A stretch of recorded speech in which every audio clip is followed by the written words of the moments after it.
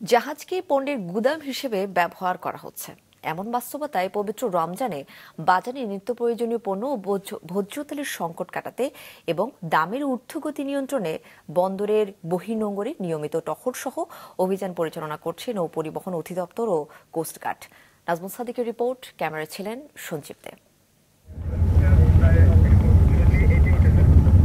রমজানের আগে সাগরে লাইটার জাহাজকে ভোজ্য তেল সহ নানা পণ্যের ভাসমান গুদাম বানিয়ে বাজারে কৃত্রিম সংকট তৈরির অভিযোগ ওঠে অসাধু ব্যবসায়ীদের বিরুদ্ধে।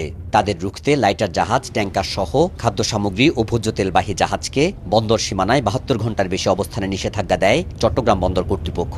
নির্দেশনা বাস্তবায়নে কোস্টগার্ডের সহযোগিতায় বন্দরের বহির্নোঙরে কঠোর অবস্থানে নৌ পরিবহন অধিদপ্তর।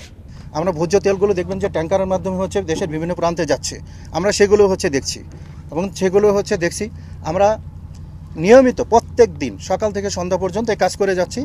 আপনাদের এই জন্য সহযোগিতা চাই। আপনারা একটা জিনিস আপনাদের কাছে অনুরোধ থাকবে, এই চট্টগ্রাম বন্দর অঞ্চলে যদি দেখেন যে লাইটার ভেসেল ভাসছে, ভোগ্যপণ্য ভোজ্য তেল নিয়ে ভাসতেছে, এরকম কোনো সঠিক তথ্য নিয়ে যদি করেন তাহলে আমাদের জন্য সুবিধা হয়।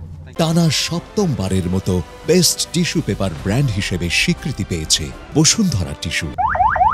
গেল এক মাসে হাজারের বেশি ছোট বড় জাহাজে যৌথ অভিযান পরিচালিত হয়েছে। এর ইতিবাচক প্রভাব পড়েছে রমজানের নিত্যপণ্যের বাজারে, বলছে কোস্টগার্ড।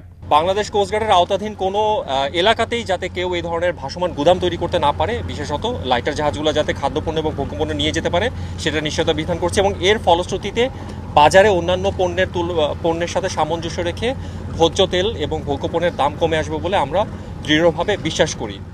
খাদ্য সামগ্রী ও ভোজ্য তেলবাহী জাহাজগুলোকে বন্দরের নির্দেশনা মেনে চলা নিশ্চিতে কঠোর অবস্থান ধরে রাখার কথা জানায় কোস্টগার্ড। পদ্মাবতী আমরা প্রায় 1085টি লাইটার জাহাজ যে আরোহণ করেছি এবং এর মধ্যে যেগুলো ভোগ্যপণ্য এবং ভোজ্য তেল নিয়েছিল তারা যাতে 72 ঘন্টার অধিক থাকতে না পারে সেজন্য আমরা কার্যব্যবস্থা গ্রহণ করেছি।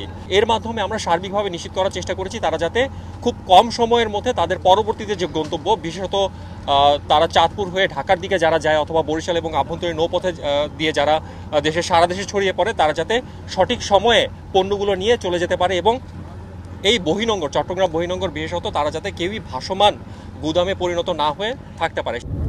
সমুদ্রের মৎস্য সম্পদ রক্ষা, জলদস্যুতা ও বনদস্যুতা দমন, চোরাচালান, মাদক ও মানব পাচার রোধ এবং দুর্যোগেও সক্রিয় থাকার কথা জানায় বাংলাদেশ কোস্টগার্ড। নাজমুল সাদিকি, মাছরাঙা সংবাদ, চট্টগ্রাম।